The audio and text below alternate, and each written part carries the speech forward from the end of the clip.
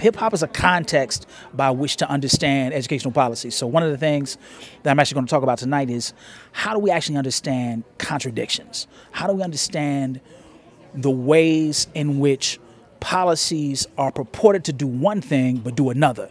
And then how do people understand those policies in play?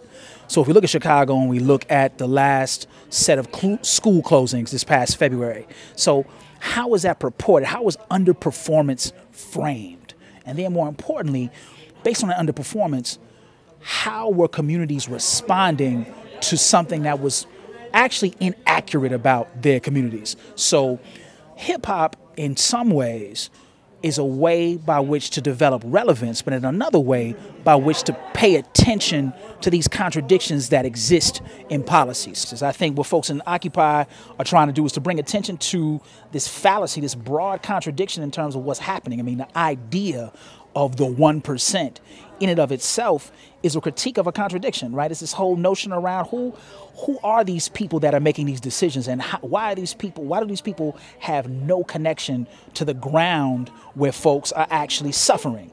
So the same thing with using hip hop as this tool of relevance. You know, how can we use this form of expression in art to understand a deeper underpinning in our lives? And then does that allow us to investigate it even deeper? So you got quite a few folks who have been engaged in hip hop actually engaged in the Occupy movement. So I'm thinking about Immortal Technique.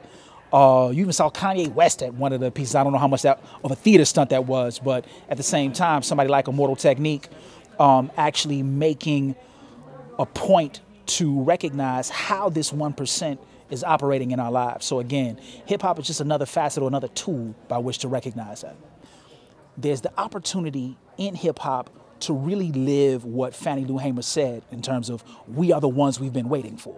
But how do we actually participate in that process? And it's not just through the creation of music, where that's important and necessary, especially in troubling times like this, but at the same time to say, how can we link with other movements and talk about the things that are happening in our day-to-day lives and get this out to communities and at the same time work to change our condition?